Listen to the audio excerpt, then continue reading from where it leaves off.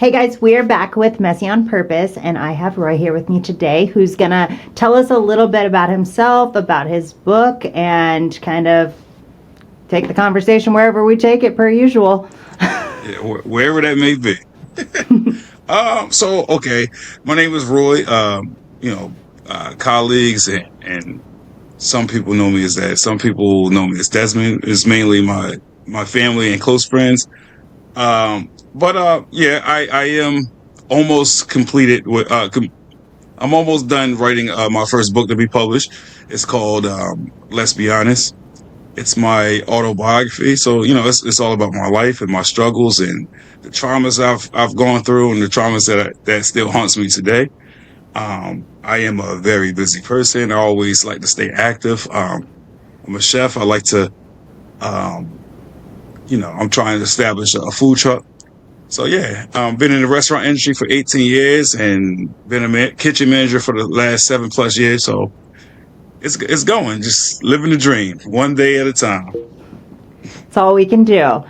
So what inspired you to write this book? Because a book is like a big commitment. And how long have you been working on it?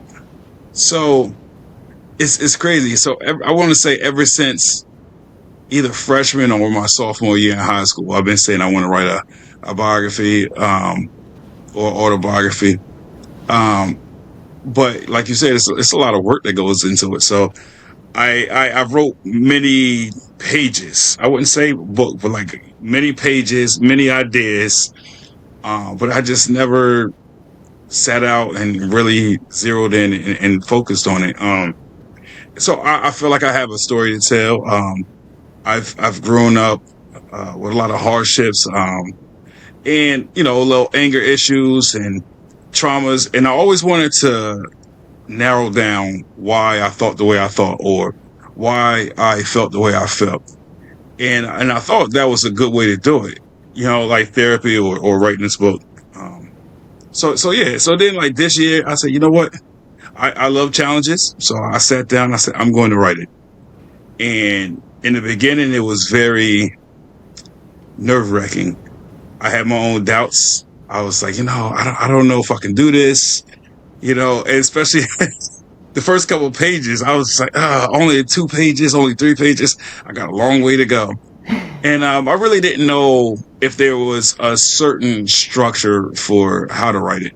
So like anything else in life, I like to do my research and my homework. So I went to the library. I got books on it. I Googled how to structure an autobiography, what should go in it, how much detail should be in it.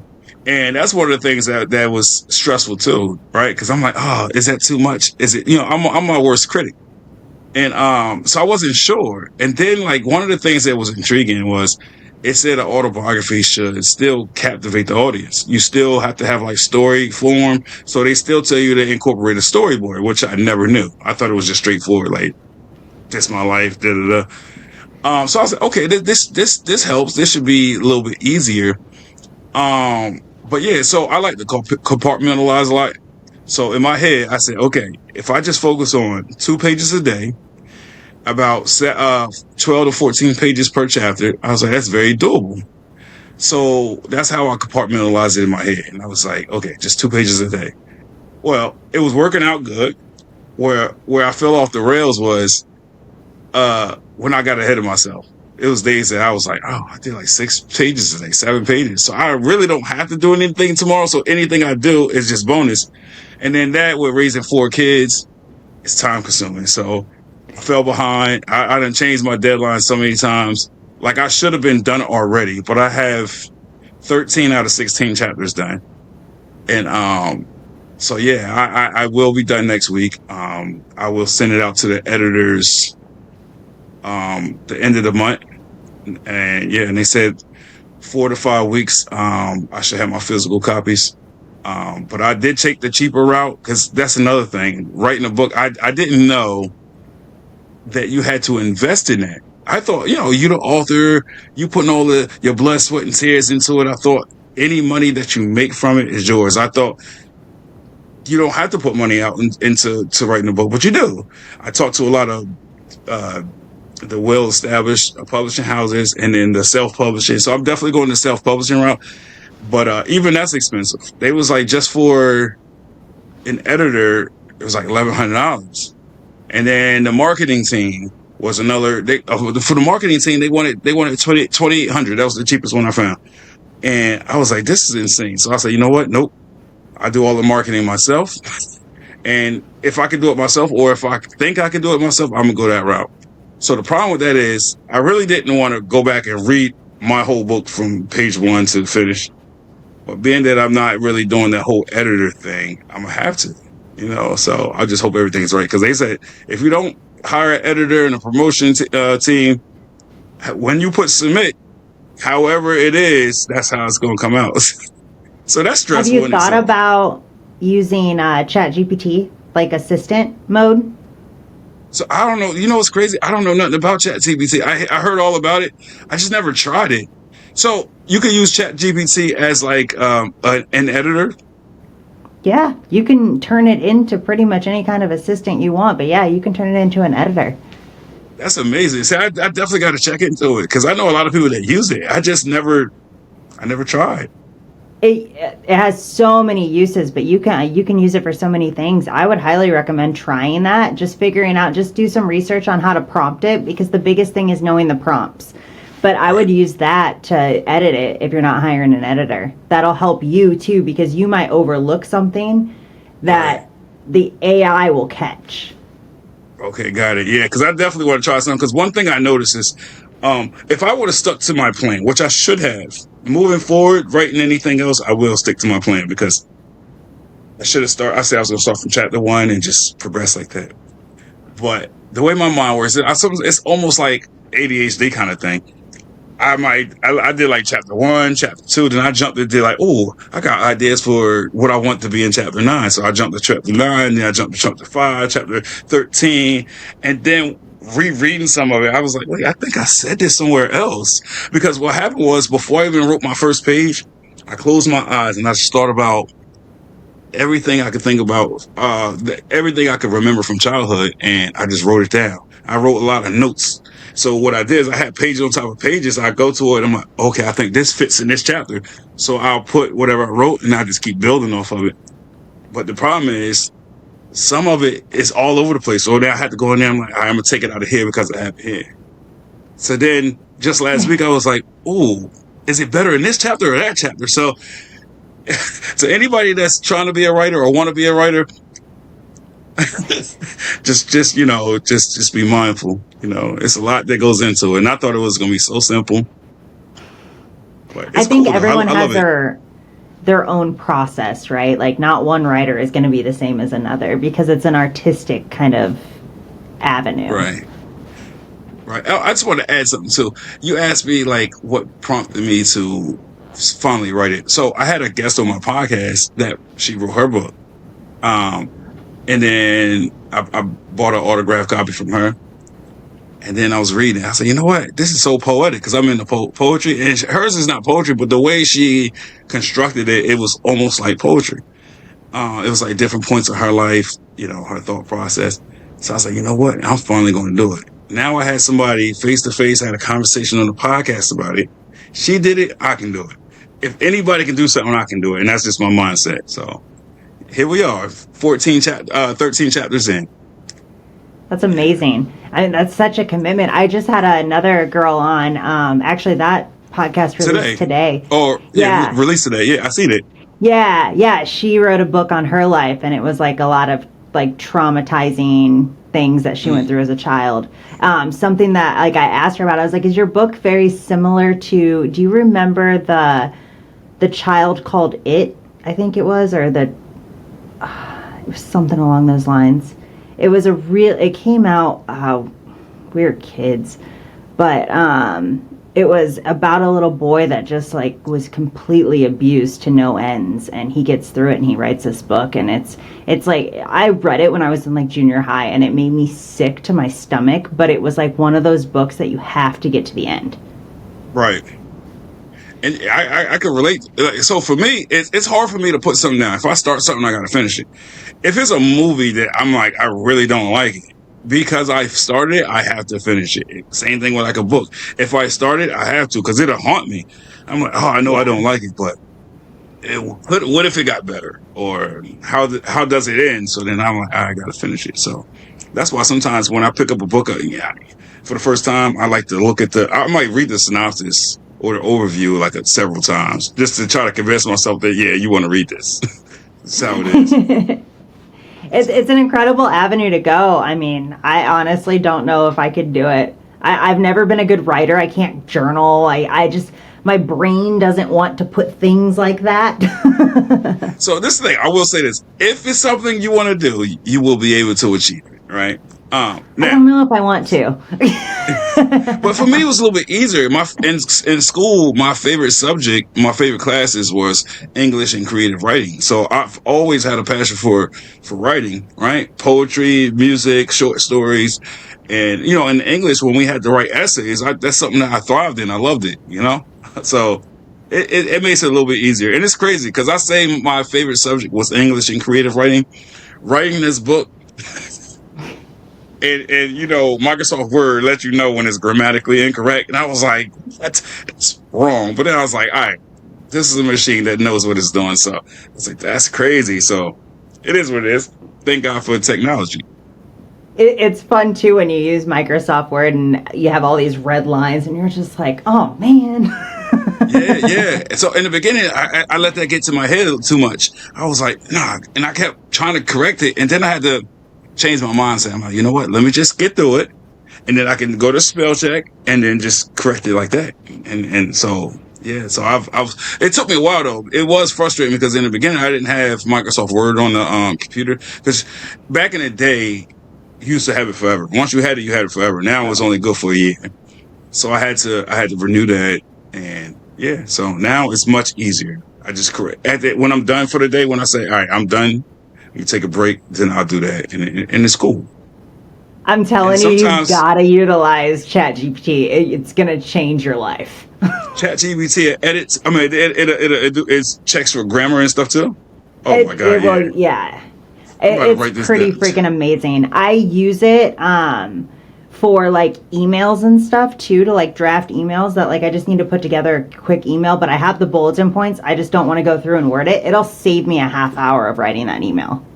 Right. That's good. Yeah, I just wrote a note to myself because I definitely got to check it out. I always say I got to look into it. I got to look into it, but I just haven't done it. So I love it. I use it for everything. It made my background here too. Oh, okay. I thought that was because I remember when you was on my podcast. I thought you created that, and I was like, yeah, I like it. Definitely do. No, I created it. I prompted it to make it, but ChatGPT physically made it. Gotcha. And your intro, I need an intro. I think that'll be good. I've seen a couple people got intros. I was like, I need one. And it's crazy. Yeah. Yours is so unique because your podcast is messy on purpose, and it's like it's like almost like you're unorganized, like you don't know what to do, like you're frantic a little bit. So I was like, that's pretty cool. Yeah, it just kind of comes out. It is what it is. That's the best part. It's good. It's good. So I try to stay on brand. Yes, me too. Got the shirt. I got my hat up there. I got my tumbler somewhere, but yeah, I got to get more stuff. Behind me, I wanted I wanted to get the thing. Yeah, so in due time. Gotta get you a backdrop. Yeah, it takes time. I mean, I know on StreamYard, all I have to do is buy a green screen and I can do it that way. But I actually want to get a physical one as well. So it's just nice to have it, not mess with it. Sorry, go ahead. I just got to grab the charger. It says it's dying, so I don't know why I didn't charge it. Shoot. All right, well, we're messy. Yeah, they actually happened one time. I was going live and it did that. I was like, oh my goodness, it was bad. But so on StreamYard, it's like you can just jump right back in. So they just stayed in and they was just talking. So I was like, whatever, it will never happen again. So that's okay. It happens. Well, yeah, ChatGPT. I definitely gotta look into that. Yeah, it's a lot of AI assisted type of things out there. Like, I don't know. It's got. Well, you can also do another thread with them and work on the marketing materials too, so that way you can get some ideas on how to market it better. And that's gonna put marketing because I need all that. Because like I said, it's a lot. Even with the the self-publishing, it's a lot. Like I took the package, it was like 800. But even that, I was like, what? This is my material. Like, what? Why I gotta? It's a lot. Yeah. And obviously, I know I have to pay. I still have to pay another. Um, what's it? I got to pay another 400 because for them to make it into book format and stuff like that. Yeah, I still got to pay that money. I haven't done that because they said you pay that once you submit it. So are you doing it an is what it ebook is. and a physical book? Yes. And I don't know nothing about the ebook. They said I had to fill out something, and I haven't done it. I have to get my IEIN, my business number. I have to get that. So I still haven't done that yet. I've been just saying, let me just focus on getting the book done, then I'll worry about that. But yeah, they said that's important if you're trying to do the ebook and sell it online. So I'll get it probably next week because, like I said, next week I will be done with the physical writing part of it. So it's exciting. I can't believe it. Like, even when I had 7 chapters, I still was feeling a little discouraged. Like, I ain't gonna, the finish line ain't never gonna come. I didn't feel encouraged. I didn't feel great about it until I was 12 chapters in. Really? So yeah, and then I did a 13th, and by the end of the night, I plan on finishing the chapter there. I'm almost done with it. It's like almost there. God and when I say almost, a lot of people say, how do you know when you're almost done? Well, it's like I wrote a lot of notes, and I'm like, I want all my notes in it. So if I still have notes, I got to put in there, and it's like I have, if you type something on Microsoft Word, it's like a half a page, but that's just notes. So it's like I put that stuff in there, and obviously I got to build off of it. So it's almost there, especially when you have like 15, 16 pages of notes, and to have just a half a page, I'm almost there. So that'll be 14 by the end of the night, and then then I just have 2 more. So we'll work on the next couple of days. How did you decide what order the chapters were going to be in? Oh, see, so okay, that was another task. The first 6 was easy for me, or the first 6 and the last one was easy for me because my chapters. All right, so the autobiography is from birth to I turned 18, right? Because I said I want to have. I'm gonna write a follow up autobiography, like not right away, but maybe a year or 2 years from now, from 18 to present day. So. Okay, so in the beginning, I said, let me just talk about each stage of my life. Like, so I know I was born in Newark, New Jersey, and I was in foster home in Newark, New Jersey from the ages of 2 to 5. So the first chapter, I don't remember much. So I had to go to family, and specifically my mother, to ask her questions. I had like 2 interviews with her, and I extracted whatever I could from her, my oldest brother. And so the first chapter is just talking about birth and my mom, my father, that dynamic while I was in Newark. And then chapter 2, it still takes place in Newark, but it's when my mom got me back from foster home, and then we moved to Delaware. So that's how the first couple of chapters each time I moved. Then past there, I was like, oh, I don't know how I'm gonna do it. So I Googled like how to format, how to structure, how to chapter. That's what I put. How should I chapter my autobiography? And I don't just go off of one reference. I like when it comes to that, it has to be an odd number. So I might have checked like 5 sources, and I just took from there. And I'm like, all right. So they say have a chapter talk about this, and just say the same story arc that they teach you in English. Like you have to have your intro, then the rise, the climax, the fall, and the resolution. So yeah.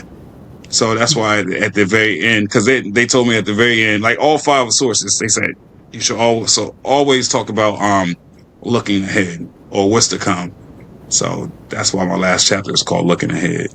So that's how I constructed it, But I wasn't sure. I did flip flop a couple of chapters because I thought it was better, So it doesn't necessarily go in order of life. It goes with like different.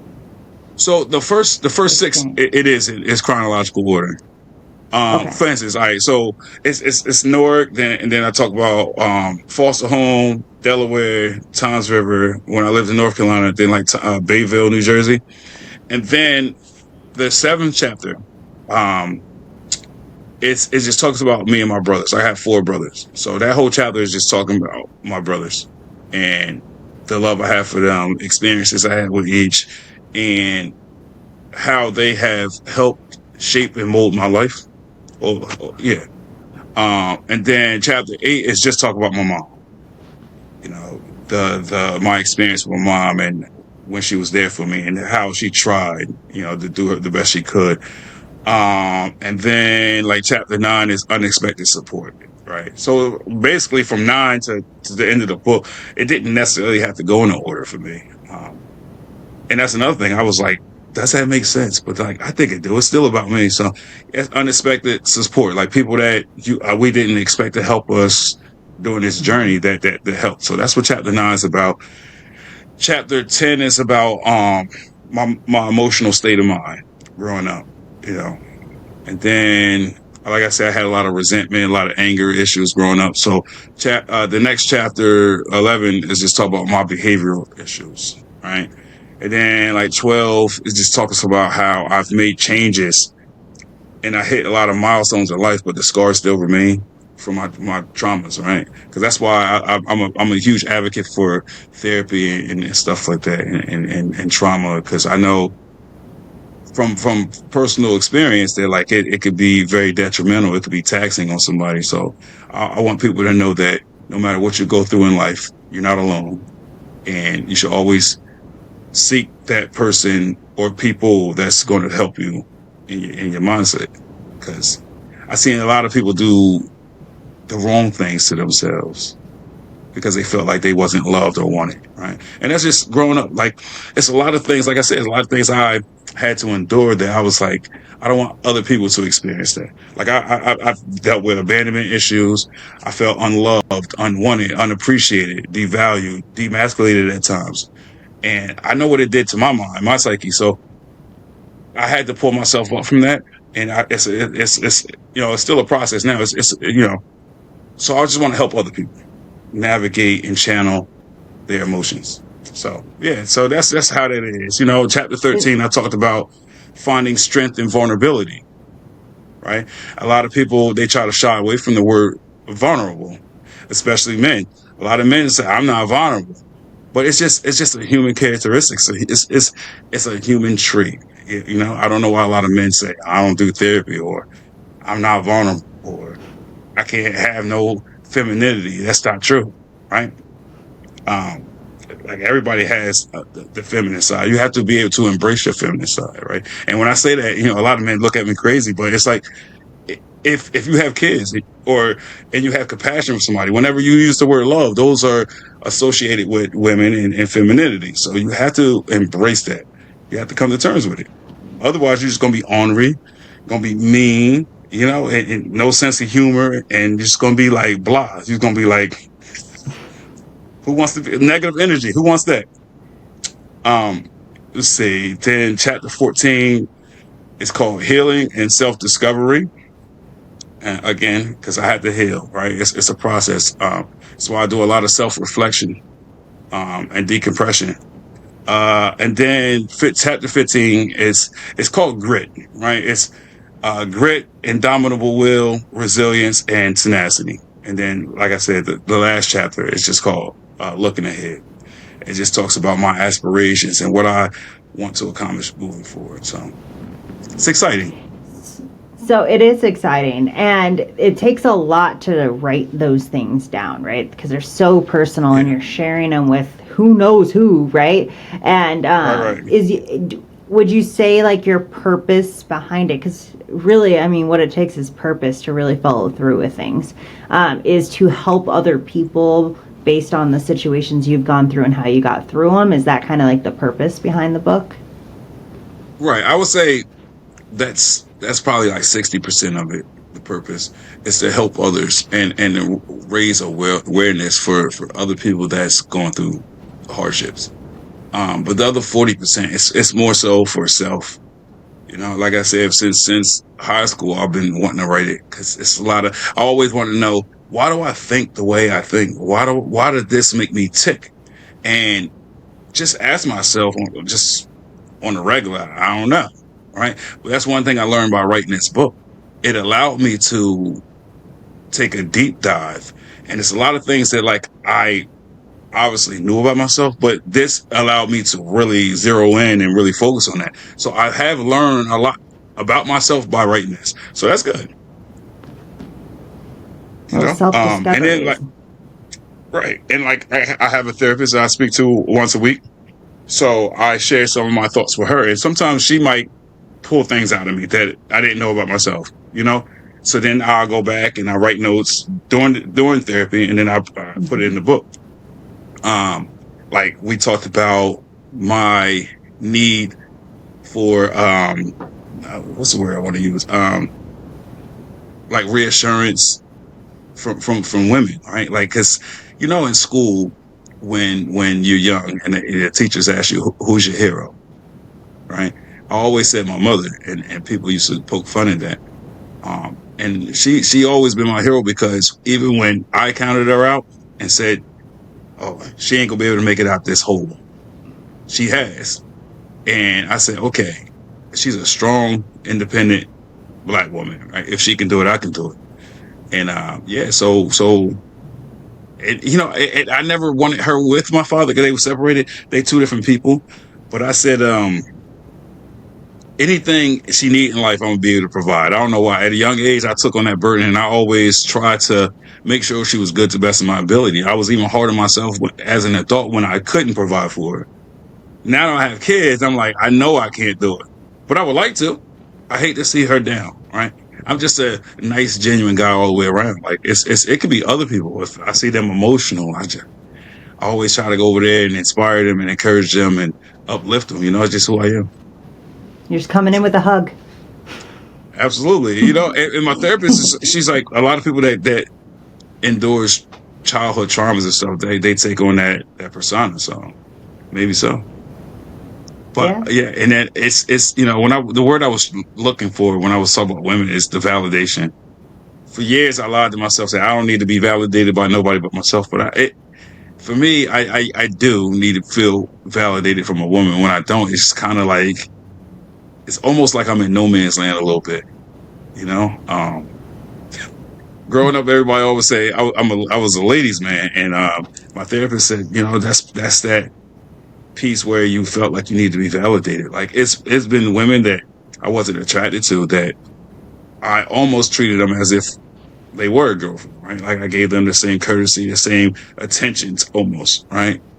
And yeah, my therapist said that's where it comes from. Like, because women make me feel alive. They make me feel on top of the world. And another thing me and my therapist constantly talk about is, like from my mother, here I am always saying that she was my hero, but like it's always this sense of betrayal that I feel like my mom betrayed me, because like no matter what I accomplish in life, she always said I'm not going to be anything, or I haven't done nothing. So it's a lot of criticism, a lot of name calling, so that's that betrayal piece. So my therapist said, because of that, the one woman in this world that I look to is not giving me the love and attention and affection that I need or desire, is why I give it to other women. So I said, that makes sense. Makes sense. So what about your dad? Does he play any type of role model for you?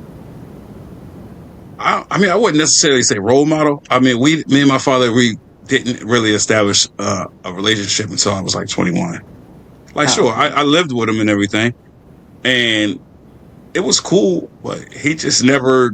I always been a black sheep in my family, and I don't know. He knew I was his son, but he never really like looked at me as his son. He definitely didn't play the have that fatherly presence. Like he was there providing for me, but the time and attention, nah. If I was getting in trouble or something, yeah, he'll try his best to try to mold me and guide me to do better, but that time and attention just wasn't there. He wasn't even like a buddy or anything. He was just kind of like the guy that you were living with. Right. Now, I had a little glimpse of that. So when I moved because I got kicked out of school. I got expelled in 7th grade. I want to say, I think it was 7th grade, and so I went to live with him, finished the school year out and everything. My brother stayed in New Jersey with my mom, so I had a little glimmer of that. But then, like, me and my brother, we used to go stay with my father every summer. So when the summertime came, then my brother came, and then all that was gone. It was always my brother, you know, and mentally for me, like, that's something I struggled with my whole life. But, like, I like to say that at some point I was content with it. Like, I was like, yeah, I know what to expect. But it still bothered me from time to time, you know. No matter how much I wanted to deny it, it is what it is. To always, like, for instance, when I had 11 scholarships, nobody was jumping for joy. Nobody was saying good job. Nobody was doing none of those things. And here I am looking up at everybody for that validation, for that praise and recognition. And it just never came. Like, even my brother did dumb stuff and he was getting in trouble. You know, I remember he got arrested for something petty. And he was always, oh, Jarvis this, Jarvis that. You know, I'm like, what? Here I am with these scholarships and I can't get no recognition. What is that? So I don't know. It just hardened me a little bit. I always felt like, growing up, I always felt like the world was against me and it was me against the world. And you know, and that's a negative thought process, but that's how I felt. So a lot of people told me I don't have a sense of humor, that I was mean, that I was ornery. I'm like, nah, you just don't know me. Get to know me. That's it. You know, a lot of people don't like to put in the work. No, I mean, it takes a lot to make human connections because you actually have to, like, both open up for something to actually be a connection. I think a lot of people go through life with all these, like, acquaintances, even with family. Some family is acquaintances, no matter how blood related you are. That's true.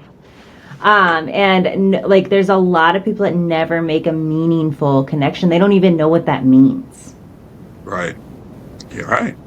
Like, one thing I love is thought-provoking conversations. You know, it could be a stranger. If you able to hold my attention, great. I love it and I embrace it. Like, I love to talk, and that's one of the reasons why I had the podcast. I just love talking. And sometimes the crazy thing is, sometimes I be on the podcast for an hour and a half, hour 45 minutes, and then backstage, you know, once I turn it off and it's not live anymore, we still be backstage talking. It's insane. I've been in a conversation with a guest for like 4 hours straight, which is crazy. Sometimes it just flows that way. You look at the time, I'm like, oh my God, what is happening? So it's good. That happened more when I first started, and then I've had to, like, kind of limit the time a little bit because of my time. So. Well, that too. Because in the beginning, I was like, oh yeah, I got all the time in the world. On my days off, yeah. And then my kids was like, oh, we need time too, and I'm like, we'll find time some other time. But then after a while, I was like, you know what? Nah, they deserve my attention too. So I've gotten better with that. Because my podcast before, when I first started, I said 2 hours. Any guest, I'm like, you got to be willing to talk for 2 hours. So then I shortened it to 90 minutes. So now it's like 90 minutes. And I have had a couple guests that was like, that's too long. I can give you an hour. So I'm like, that's fine. But yeah, I tell people 90 minutes. Because sometimes it's crazy. You have a whole list of things you want to talk about. And sometimes, like, the way the conversation go, I'll be looking like, oh my God, I ain't even get to 50% of it. It's crazy. Sometimes it be like that. It depends on how deep it gets. What I love about that, though, is if you shorten it, you have the opportunity to meet with somebody again. So I have at least 3 people from last week that I had podcasts with that I plan on doing another podcast with. And it just kind of keeps it rolling. It keeps the conversation going. They have time to life. I have time to life. So there's going to be new conversation when we talk again. All right. Yep. You're right about that. Because I still have a lot. I made a lot of genuine connections from doing the podcast. I have. I mean, from last year, I have a lot of people that we stay in touch with each other. I had somebody I haven't talked to in like 6 months, and she just messaged me Friday. It's like, you still doing the podcast? I was like, absolutely. So she was like, can I be a guest? I'm like, I got a lot of people, but I got you. Because that's another thing, you know, like we talked about the book, even the podcast can be overwhelming sometimes. Because I get my guests off of Find a Guest on Facebook. I find that to be highly effective. I've used it was other means. I posted it in like 5 or 6 different groups, and I have over Yeah. 40 people I haven't responded to yet. And that's what I'm saying. Yes, right. Oh my God. Like even this morning I woke up to like it was what like seven people I think it was. They're upset. They're like, oh, we talked about this 2 weeks ago. And I'm like, well, I also said I'm trying to do like 2 shows a week. And if I have a notebook with 67 people. So like if I'm only You doing two gotta a week, start using tools, man. Like the scheduling link. I have I a was going to ask you, form that they fill right. out to keep track of all the guests. So Yeah. I use Typeform, and I just send them the form, they fill it out, so I can know who I'm like reaching out to before I reach out to them. And I collect their contact information, location, all of that stuff. And then Right. if I think it's a good match, I reach out to them via email with a template that I put together and a link to schedule the podcast. Right. I was going to ask you about that. That was one of the things I definitely was going to ask you about how to do that. Cause I definitely need to do that. And I got to start doing the calendar invites. I think that's what it's Yes. called. I definitely got to do that because having a notebook, I write it down. Sometimes if I'm driving, somebody call, I'll write it down and then I'll misplace that. And then I forget about it. It's been several times people hit me. I'm like, oh, we still good for today? I'm like, today? So that's something I definitely got to do better with. So, but yeah, I want to have a scheduling thing. Somebody sent me a link for this one thing and it was 13 pages long. I was like, good God, I don't have time to read that right now. So it just never Oh, I materialized, but sent you a I need link it. to one of the calendar things, the calendar one that I use a while back, but I can resend it to you. I appreciate it if you can send that back. So it's like you sent me a calendar thing, like how for scheduling or just The website that I use to make the calendar link, I just put my availability in it, and then I just blast it out.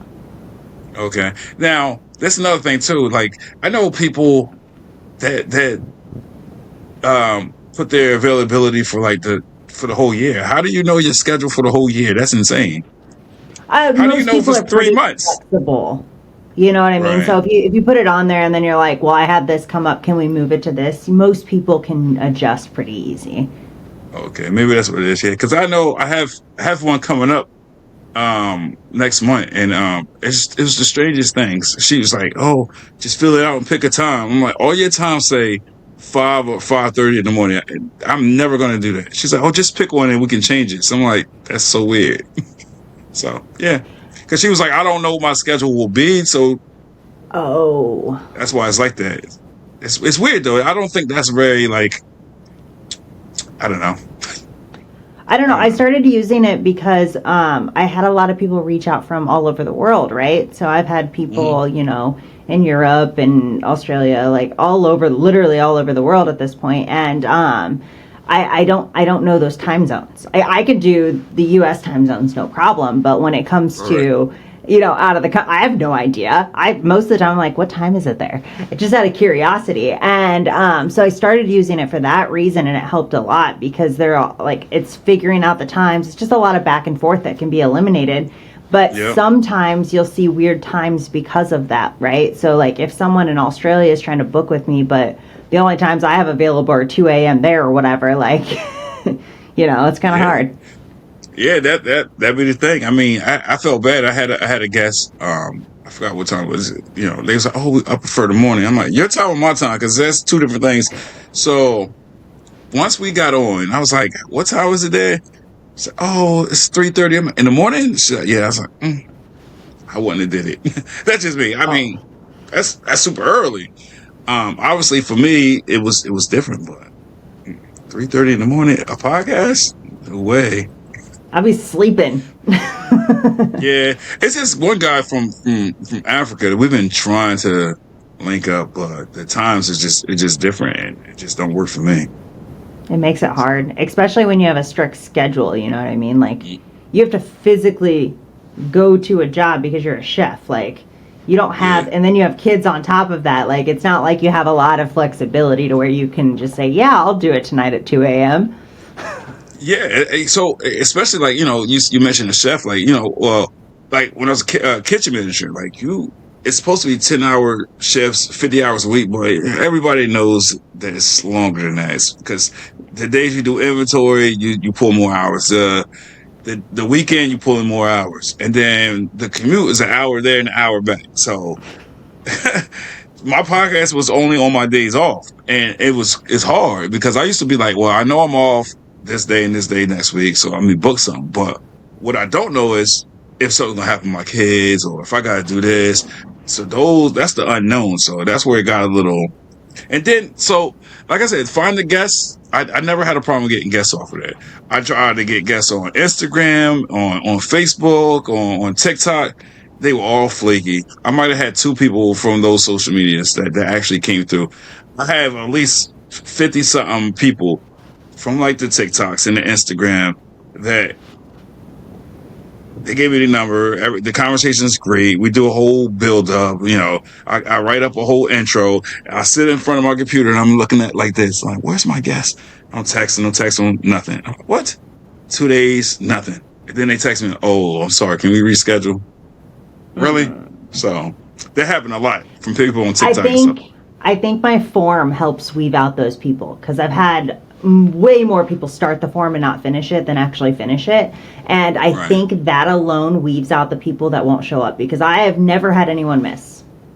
See, that's another reason why I need to do that because I think it weeds them out because you could tell people that really want to do something when they don't. If they take their time out to do it, what it tells me is okay, they're committed to doing it. If they don't, I'm like, they never wanted to do it to begin with, And a lot of people what I found like Instagram and TikTok, they just want to get their name out there. They want views and stuff like that. So if they don't think it's going to help that, they not doing it. And then I can't stand when people are like, how much you paying me? I'm like, nothing. Not. Who do you think I am? I ain't rich. I ain't big time.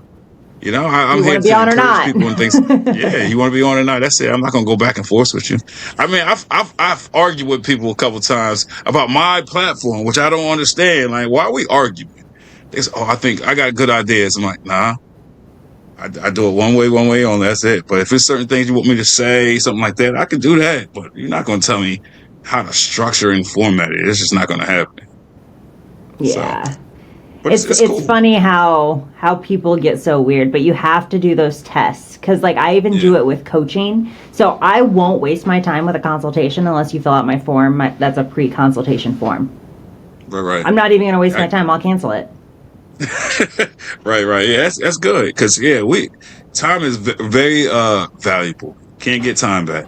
You just can't. We've all been in those situations where we do something and it was a waste of time and we're like, fuck, that shit sucks. And people will waste your time if you let them. That's it. And the crazy thing is sometimes I feel like I'm too nice. Sometimes I'm like, oh my God, I can't wait for this to be over. Or I feel like they bullshitting, or I feel like they wasted my time and I don't be wanting to say nothing. I give them the benefit of the doubt. But then like, I will be like, all right, look, I don't know what's happening, but this ain't gonna work. I've had people on as a guest on a podcast that wasn't a good fit, and I knew it wasn't a good fit going into it. And then while I was doing it, people, because it's live, people would be like, "Why is this person on?" And I'm like, "Oh my God!" But I was doing it because one of the things I try to do is I try to have as many different faces as possible. Mm-hmm. I don't want people to think I'm one dimensional. That's why I talk about any and everything. I got a wide array of conversations and topics. So somebody just told me the other day, wow, you really talk about everything. I'm like, yeah, I do. I do, so. It's good not to tailor yourself to like one, you know what I mean? Like I like having a broad kind of topic range because it makes it a lot easier. And I know what you mean when it comes to like having the wrong person on. Like you have people that you just don't connect with. You don't understand. Yeah. Oh, you don't understand, or they just.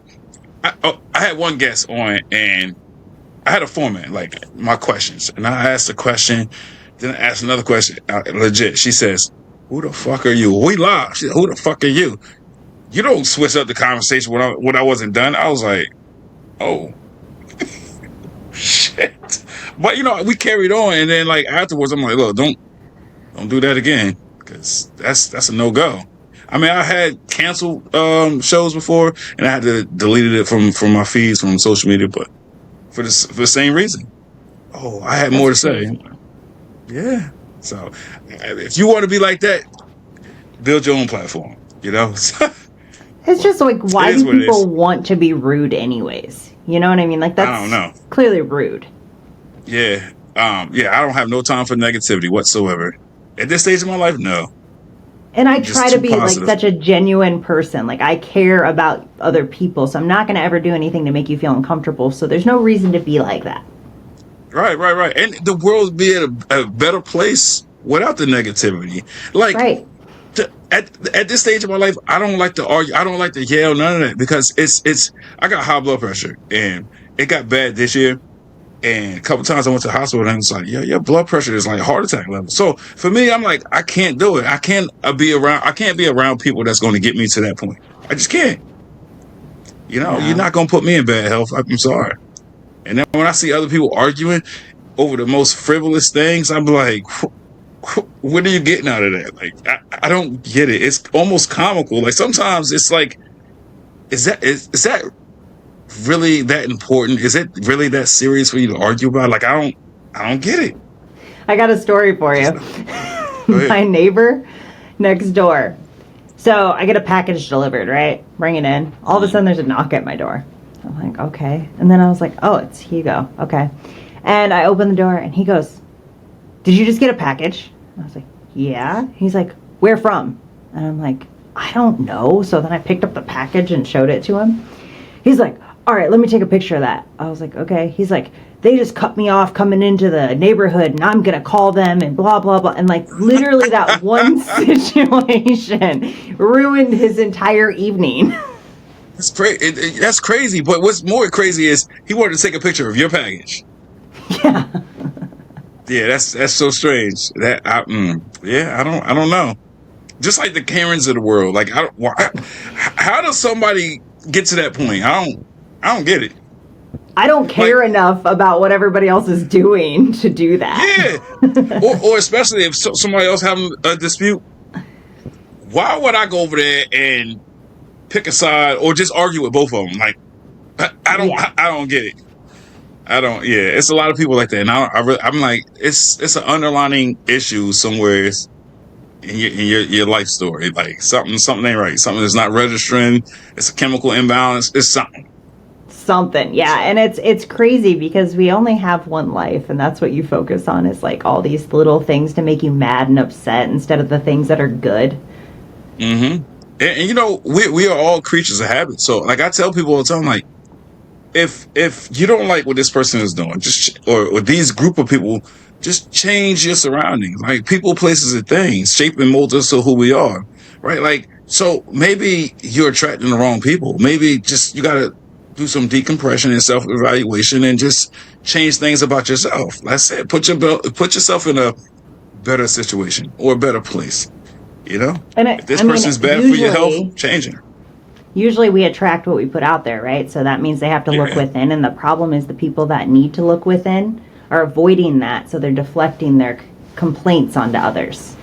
Right. Yeah, they definitely deflect. That goes back to what I was saying before. It's like work ethic, right? A lot of people be like, "What are you talking about? This ain't no job." I'm like, no, it's every day is a job. So it's your work ethic, right? It's easy to deflect than as opposed to doing the work, right? You got to do the necessary things to make change happen. If you don't do that, there's something you hiding or avoiding in yourself, like you said. That's it. Yep. Once you know yourself and you love yourself and you know your purpose, the sky's the limit. You can't go wrong. You just can't. That's where that perseverance and that tenacity and that grit that I was telling you, that's where it comes from. Got to dig deep and just believe in yourself. Because if you don't care for yourself, you don't believe in yourself, nobody else will. And that's just that. Family included. Because, I often tell people all the time, like, I will help you to the best of my ability, but you got to want to help yourself. Right? I can't help somebody that's not helping themselves. I can't do it. That's like you said about the wasting time.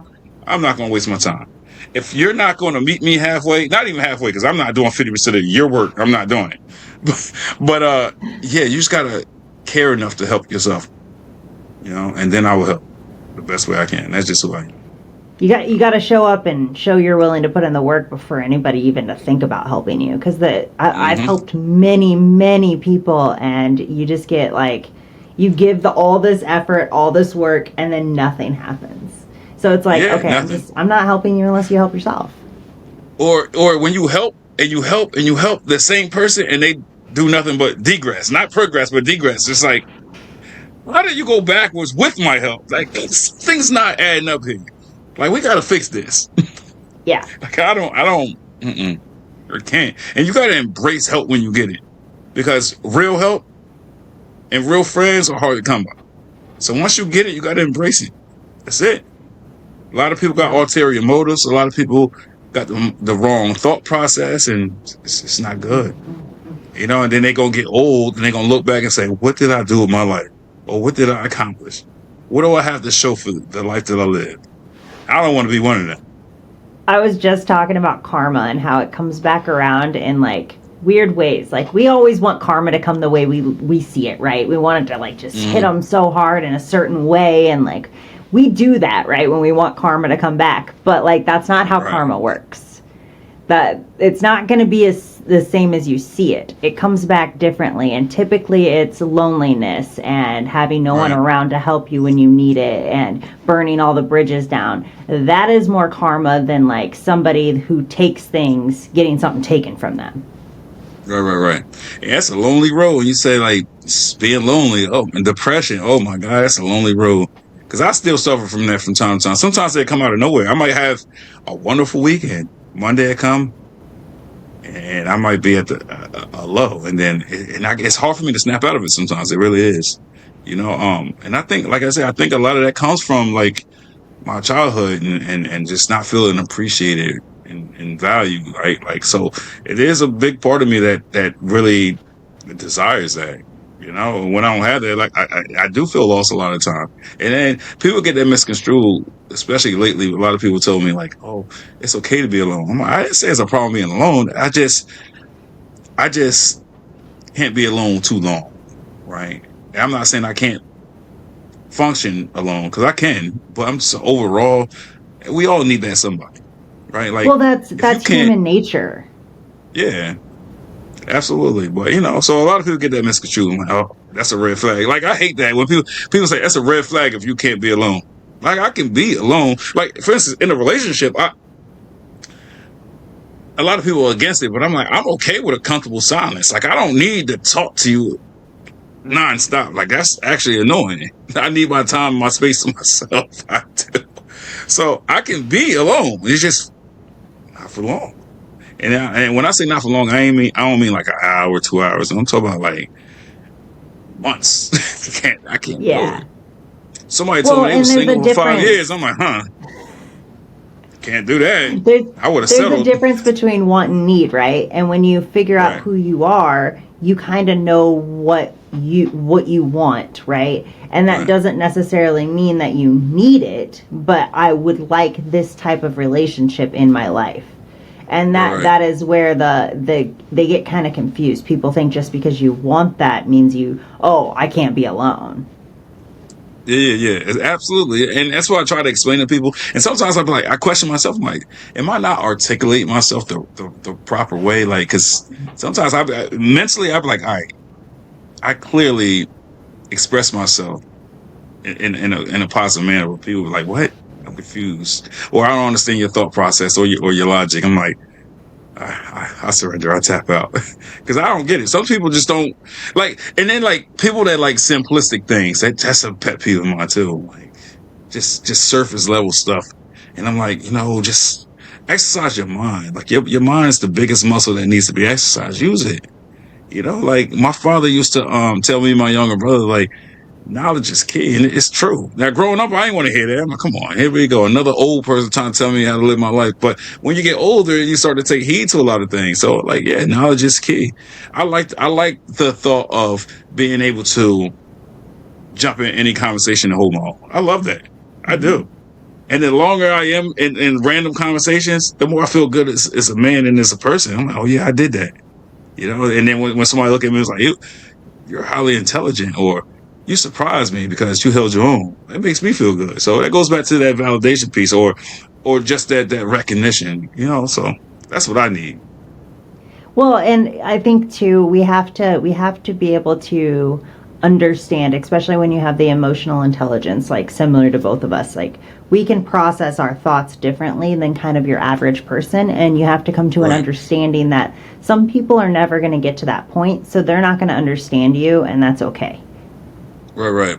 And that'd be hard too, because sometimes outside of that, like the chemistry and everything is there. Like whenever when you're with that person, you're gonna have a good time, or you're not going to have a dull moment. But like on an Mm-hmm. intellectual stage, like or a conversations, that's the thing that be lacking. And it sucks sometimes when you're with them. It's like you be talking and they're like they just want to keep it simple. And then to us, it might be something that's simple to us, but they be like, "Why are you always complex? Like, why are you always talking in riddles?" I'm like, I don't think I am. Like, because to me, it's not. And a lot of people get offended when I say um, operating on a higher frequency.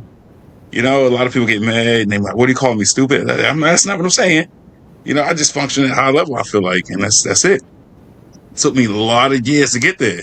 A lot. When I was younger, I always wanted to keep up with the older people. And I always wanted to be what I call a complete man, whether that's in a relationship or just intellectually. I always wanted to, advance. It's everything about me is about advancement, right? Growth, development, advancement. That's what I'm about. And I tell my kids, don't do something if you ain't gonna do it 110%.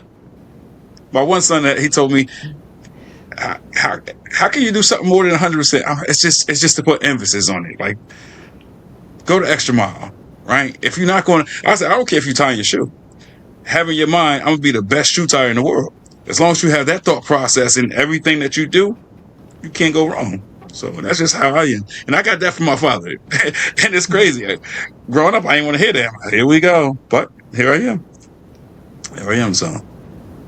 It's those little lessons along the way. Mm-hmm. It's a lot of lessons. Ironically, it's a lot of life lessons that I learned from my father, and I instill into my kids, right? Because and it's crazy because I told you me and him didn't really establish a relationship till I was 21. And I mean, when I mean a relationship, I mean where I'd be like, I love you, Dad, and then it's like I feel connected, right? Before that, it was like, oh, I know he my dad. Oh well, I live Yeah. with this guy, so. Like even now, like he older now. Like our conversations are never really long because he's older and he ain't got the patience. But whenever we talk, whether it's 5 minutes, like I feel that connection. And sometimes I'd be like, dang, I wished we had that same bond that we have now years ago. I think a lot of things would have been differently. But you can't go back in time and change nothing. So it is what it is. People, places, and things shape and mold us to who we are. And he played a pivotal part in my life, So, one of the things that I spoke about in the book was, he was an off and on drug addict, his whole life. And now he say he's sober. I don't know if that's a fact or not, but that's what he tells me. So it is what it is. I know he do sound better 95% of the time when we talk. So that's a positive, So, and one thing I want to say to people that have kids or thinking about having kids rather, is make sure that the person you're with is somebody that A, you can see yourself with for the long haul, and two, you feel like they'd be a good co-parent should things go astray, because that's very important. A lot of people have kids with somebody to lock them in or over lust or something like that, and they might not be a good fit for you, Some Yeah. people lose their mind after having kids. Because I know Well, and that one you might not see coming. Yeah, well, that's true too. But I'm just saying, it's just like, the red flags is always out there. Sometimes we just ignore them. So when it comes to parenting and stuff like that, you have to be conscious and mindful of those things. That's very important. I had 4 kids, love them to death. I wouldn't trade them for the world, but they drive me up a wall. I mean, all kids do that. Now my kids really, they give me a run for my money for real. Like, only one of them was diagnosed with like ADHD. And other things that I think he grew out of, like oppositional defiance disorder, but I think he grew out of that. But then my other kids, I swear they ADHD to the max. can't sit still more than 2 seconds, spinning, and just destructive. My I one don't son, know. I think kids are just he's so destructive. energetic, and we've over diagnosed ADHD because kids are just naturally hyper, and they should have all that energy, and it should be natural. Yes and no. See, I'll be on the fence with that because sometimes I do find myself saying that, but I've been in a lot of households. I've been around a lot of kids, and my kids are just on a different level. But you have to remember too, a lot of kids act different when people are around. So that's what you see at home. What does everybody else see at home? See, it's funny you said it because like my one son, like his teacher's like, we don't never have a problem with him in school, and he's well mannered. I'm like, well mannered, yeah, right. He ain't mannered at home, but so then some people might be like, well, Mr. Black, what's going on at home? And I hate that. I'm like, so what are you insinuating? But yeah, it's crazy. But I know my kids are good with me. My kids are 1,000% different when they're with me than their mom or my mom or whoever. They are different. It's that respect level. Some people say it's fear, but I'm like, why would it be fair? It's not, if I ain't threatening them and stuff like that. It's structure. Yeah, I definitely got the structure. Yep. I tell my mom all the time, like, because my mom, just not to discredit her for anything. She did her best, right? And that's what makes you a good parent when you try your best. No matter what your downfalls is, as long as you try your best, that's a success in my book. So, but my mom ain't had no structure. She didn't. She was just winging it, basically.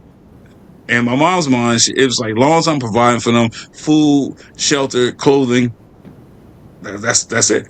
But sometimes what happens is, parents don't look at the long-term effects. Like sometimes you can't neglect the fact that you're still a parent, right? It's a lot of parents that they tell their kid, "Oh, stay in the room." They come out and use the bathroom, and you're yelling at them because they're not in the room. They just want some mommy time or some daddy time, right? But a lot of parents be like, "Oh, get away from me," because it's hard to give up your life entirely, right? Like that's one of the things I ran into with this book. Like it was very overwhelming. I'm like, please. I found myself trying to bribe my kids. Like, if you give me 1 hour to work on this, whatever you want, I'll give it to you. Long as it's within reason. And then 5 minutes later, I'm getting up. I sit down. 10 minutes later, I get up again. I'm like, get it. So then I'll put the book aside and I'm not working on it. And then, I'll be frustrated. Sometimes I used to wake up at 3 a.m, everybody's asleep. And I'm like, you know what? This would be the perfect time.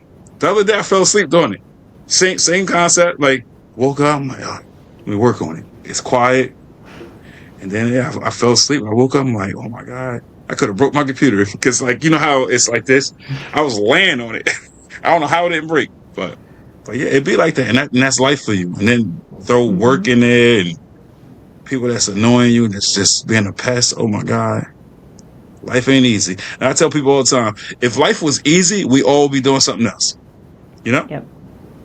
People run from adversity, but they don't want the simple things either. Like people that play video games or something, things that's real easy for us, we get bored and we discard it. Well, I don't want that. But we are afraid of adversity. How that makes sense? You don't want things easy. Well, depending on what it is, and you can't stand the hard things. It's like pick your poison. It's crazy. No, then we just find distractions. That's what video games, scrolling on your phone, watching Netflix, yes. All of that's distractions. Distractions, yes. And a lot of people don't see it that way until they get older. They get older and say, "Wow, I just wasted my life." And you go, "Well, I don't know what to tell you," because people tell me now, like, why are you so active? Why do you do so much? Or I commend you. It takes a lot of determination. I know. And it took me a long time to get to this point. A long time. Mm-hmm. And a lot of it came from some people like alienating me or telling me I wasn't going to be able to do nothing or I'm not going to accomplish anything. It's those people. I actually congratulate them people to this day. I congratulate them because you essentially you pushed me. You gave me the motivation. You gave me the tools to be the man that I am. So I congratulate you. It might be a little condescending sometimes. Like, why are you thinking me? I'm like, you did a great job of degrading me and everything. You did a great job because look at me now. And, like I don't really rub things in people's face because that's petty. I don't do that. But like for myself, I take solace in that. I might smile at people. Why are you smiling? No reason. But I'm really smiling thinking like, look at your life and look at my life. Come on. I'm the But hey, definition of the person that if you tell me I can't, watch me. yeah. My husband Wait, says it wait. all the time because somebody dared me because we're moving right now and Yeah. we got a pool and somebody he was joking about doing cold plunges. So I was like, "Are you gonna do a cold plunge?" He's like, "Are you really gonna do one?" No, you're not. I was like, "Yeah, I'll do it now." And you did it right then and there. Oh, I haven't done it yet. We were at the gym when we were talking about it yesterday. Okay, okay, I got you. So, Yeah. Wow. oh, I will though. I'm scared. I hear that. Ain't nothing wrong with that. I mean, that's part of living life too. It's living freely. Without putting a cap or limitations on yourself. And a lot of people do that. Oh, I can't do that because this person. You know how people don't feel or look or think of me. You're worried about the wrong things in life. Then Yep. I can't live life like that. Like I am. People will tell you I don't have a sense of humor, but I think I do. Some people take it to the extreme. Like I'll laugh. I don't have no problem with laughing, but some people just keep going and keep going. I'm like, all right now. But for instance, my brothers, like in a group chat, we got a group chat together, and they start with the jokes. I kid you not. This is not exaggeration. It can go on for like 8-9 hours, and I'll be annoyed after the first 45. I'm like, all right, come on, seriously. The same thing we still making jokes about. The little memes and stuff. I'm like, I don't even open it. Sometimes they might put some important stuff in there that might be useful to me, and it just falls to the wayside because I'll start looking at the messages. Oh, what we told you about it when? Look at the group chat. I'm like, oh, in the middle of all the memes and emojis and stuff. Like, you lost me. Yeah. Those But group chats get out of hand. yeah.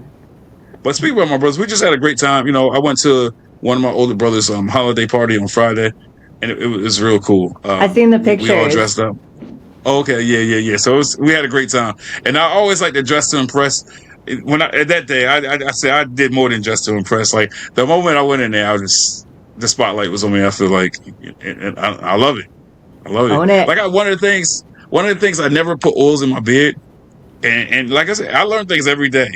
And one of my brothers like, oh, put the oil in there. I was like, for what? Like I never did it before, but okay.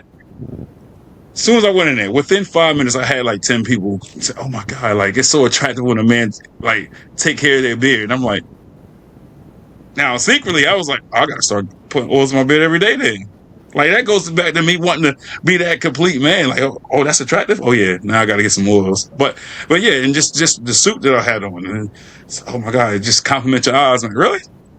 And then when I had the glasses on, they was just like, "Yeah, I love you with glasses." They That's reading it. glasses, but I definitely need it for the podcast because I got the light right here and it gives me migraines. Even if I don't wear the glasses, yeah, I get migraines, and I'm just trying to condition myself to be more consistent with that. So I have my blue blockers too. So these are blue. Yeah, I never heard of that until I got them. They was like, "You want that?" I don't. What is that? So I got these, and I got my other pair over there.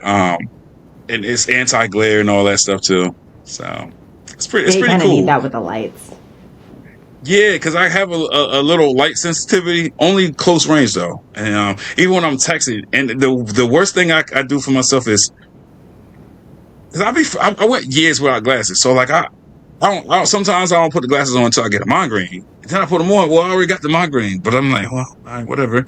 But I'll be forgetting about it. I can't carry them around. It's not natural for me. It's Yeah. not. And then when I grab them, people are like, "You wear glasses since when?" I'm like, "They're reading glasses." So I'm still trying to condition myself to be consistent. It takes a little while to build a habit, but you'll get there. So I'm gonna round us out because I feel like we can Right, just right. keep going. Always. But I would love to have you on again because I feel like we can talk about anything. So, It's always a good thing. real quick before we jump, do you want to leave a last message and then kind of give us kind of an idea of when you plan on the book being out and also when you plan on getting your food truck? Oh man. So the food truck thing, unfortunately that's on hold because that's very expensive. And sadly, the people that was going to work out the truck, like to build it out and stuff, the one guy he moved, and the other guy he said he just had back surgery and he's not doing that for a year, which might be better for me anyways. But it's very expensive, and that's the thing. Like you got to have the money. So I was going to do it piece by piece. Like, do the first, like I was gonna get the wall, ceiling, floor, and electric done first. And he was gonna charge me $4,000. Well, that's who I wanted to go with because that's the cheapest I found. There's other people, they was like 1,200, 1,400, just for that. And I'm like, oh, I mean, not like $4,000 and stuff they wanted. Yeah. I'm like, not $4,000, 14,000. 14,000 just for that. And I was like, just for that? I'm like, mm-mm. So I'm in the process of trying to find other people. I just found this other guy, but he's very expensive too. He just for the floor, the walls, the ceiling, and electric, he told me 17. And I'm like, that's insane. I can do it myself. I can't do the electric, but I can do the other stuff. Like, so that's insane. So I'm just still trying to shop around. And he was like, oh, it's cheaper to get it all done at one time. I'm like, I don't have money like that. And yeah, then you try to get a loan in the bank. It's a process. So all that's right, so future 2026, I want to do a podcast when you get that up and running. I want to hear about it. Encouragement. But I hope so. Because like I said, I have the truck. I have most of the equipment in it. It's just the build out that I need, Yeah. And then it's a couple of people that said they never worked on a truck, but they worked on homes and stuff. Essentially, it's the same thing. But I don't know. I'm a little skeptic. I'm like, is it the same? I don't know.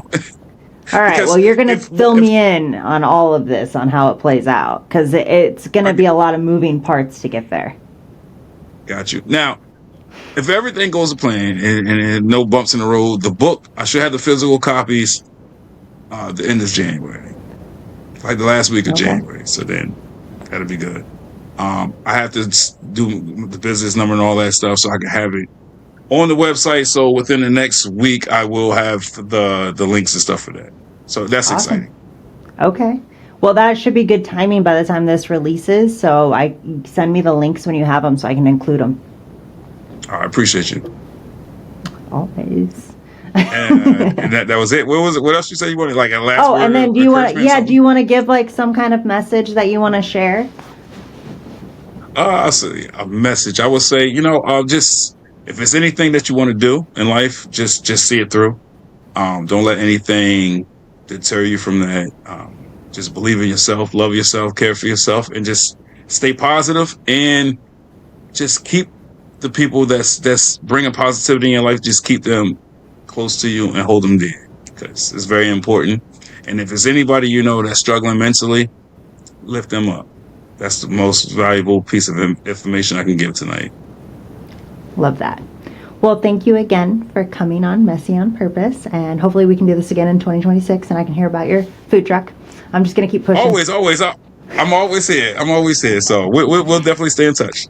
And then anytime you need a guest, I'll jump on. So. All right. I appreciate you. Right. And, like I said, go ahead. Go ahead. No, I was just about to say, we'll stay in touch and just have a great rest of the night. All right. Well, until next time, guys. Bye.